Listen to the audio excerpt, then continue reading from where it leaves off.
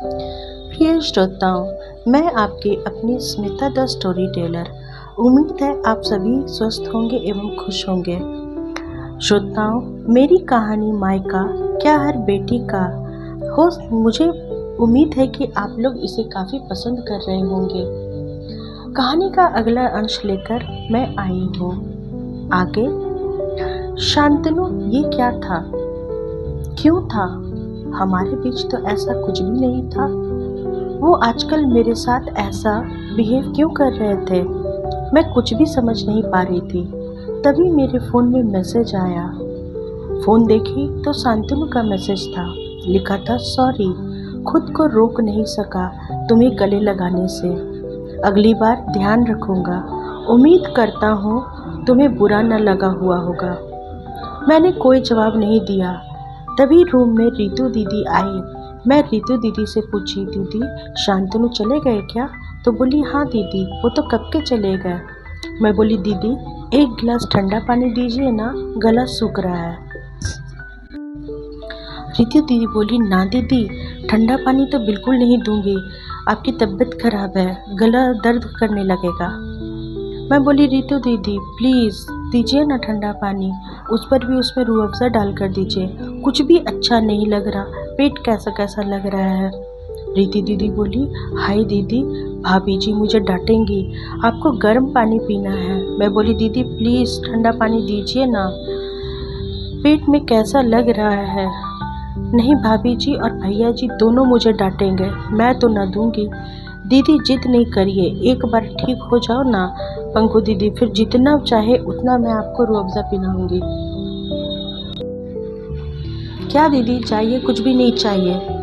मेरी ऊंची आवाज़ सुनकर राहुल भैया मेरे रूम में आ गए और पूछे, पंकु तूने दवा खाई? नहीं खाऊंगी, कुछ नहीं खाऊंगी। क्यों नहीं खाओगी? क्या हो गया? मेरा पूरा मुंह कड़वा हो चला है ये दवा से, मुझे कुछ भी नहीं खाना, प्यास लगी है, दीदी से ठंडा पानी मांग रही हूँ, दीदी दे नहीं रही है मुझे कुछ भी नहीं खाना, पेट में कैसा कैसा लग रहा है, पूरा पेट में बटरफ्लाइज उड़ रहा है, कहकर मैं रोने लगी। तभी पापा आ गए और लगे राहुल भैया को डांटने, क्या है तुमको, जब देखो तुम इसे रुलाते रहते हो। राहुल भैया कुछ बोलते उससे पहले ही रितु दीदी बोल पड़ी, नहीं नहीं भैया जी, राहुल भैया ने कुछ नहीं कहा, दीदी जिद कर रही है, उन्हें ठंडा पानी चाहिए, वो भी रूह अफ़ज़ा डालकर। तो पापा बोले, हाँ तो दे दीजिए ना, बहुत बड़ी बात तो नहीं है, अगर आपसे नहीं होता तो मुझे बोल दीजिए, मैं ला कर देता हूँ। पता है ना राहुल, वो मेडिसिन ले रही है मलेरिया का, पूरा हेवी डोज होता है, सारा मुंह बेचारी का कड़वा हो गया होगा, कुछ भी अच्छा नहीं लगता है खाने में, सब तीखा तीखा लगता है।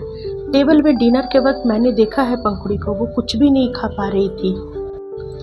अभी के दवा खाना है तो कुछ पीना चाह रही होगी, मीठा इसलिए मांगी होगी, इतनी बड़ी बात नहीं है। पापा का गुस्सा देख राहुल भैया शांत हो गए, दीदी भी डर गई और डर से भागी पानी लाने के लिए।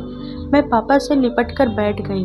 पापा प्लीज़ आप मेरे साथ बैठिए, मुझे अच्छा नहीं लग रहा है बीमार रहना, सारा वक्त बिस्तर पे पड़ी रहती हूँ, सर भी दर्द इतना कर रहा है। तभी मम्मी आ गई, हाथ में पानी और रूह अफ़ज़ा डालकर लेकर आई। पंकु क्या हुआ, लो पी लो, पानी मांगा था तूने।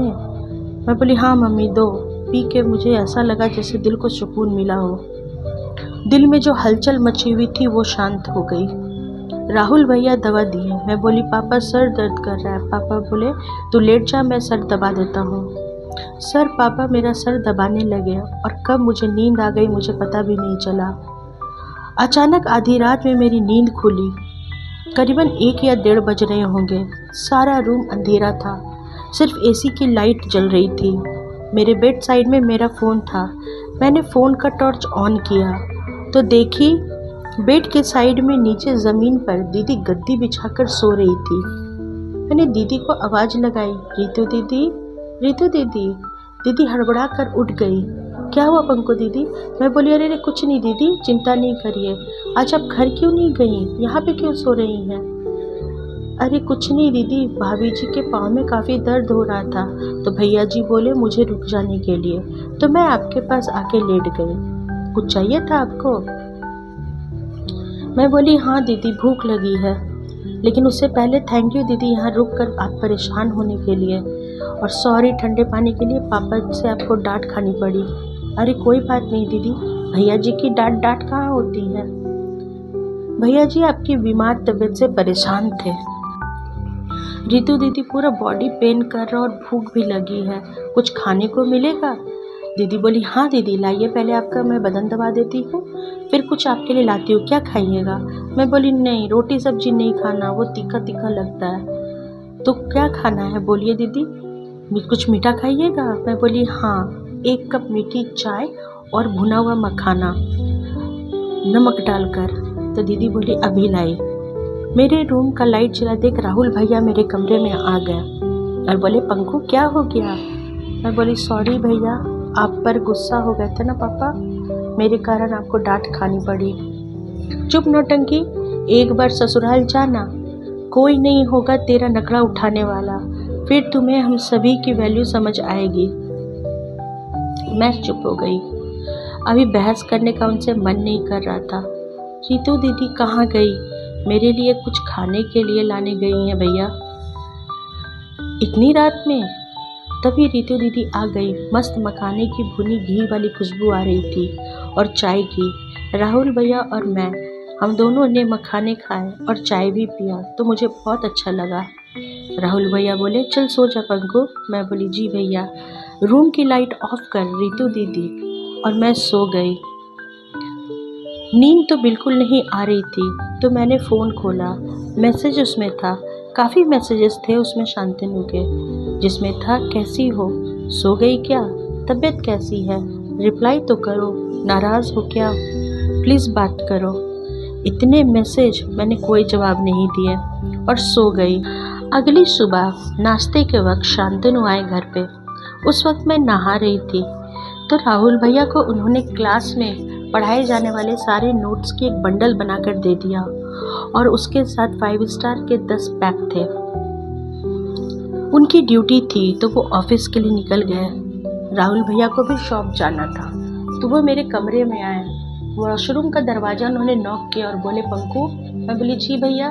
बोले बेटा देख तेरे लिए शांतनु ने कुछ नोट्स लेकर आए थे तो वो तुम्हारे टेबल पे मैंने रख दिया है, निकल के देख लेना। मैं बोली जी भैया, थैंक यू भैया। तो भैया बोले कोई बात नहीं, तबीयत ठीक है तुम्हारी। मैं बोली जी भैया, ज़्यादा नहीं नहाना। जी भैया। इतना कहकर राहुल भैया अपनी दुकान के लिए चले गए। मैं नहाकर निकली तो रेडी हुई। रेडी होने के बाद कुछ नाश्ता किया।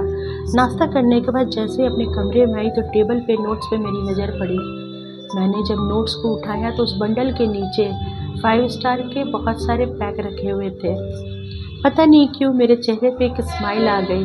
मैंने बिना कुछ सोचे समझे एक 5 स्टार का पैक फाड़ा और उसे खाने लगी। खाते ही पूरा मुंह मीठा हो गया और मन एकदम खुश। प्रिय श्रोताओं, उम्मीद है आप लोगों को मेरी कहानी पसंद आ रही होंगी। श्रोताओं, मेरे इस चैनल को ज़्यादा से ज़्यादा लाइक करें, सब्सक्राइब करें और बेल आइकन को ऑन कर दें ताकि मेरी सारी कहानियाँ आप तक समय पर पहुँचें। खुश रहें, अपना ख्याल रखें। मिलती हूँ अगले वीडियो में, तब तक के लिए नमस्कार।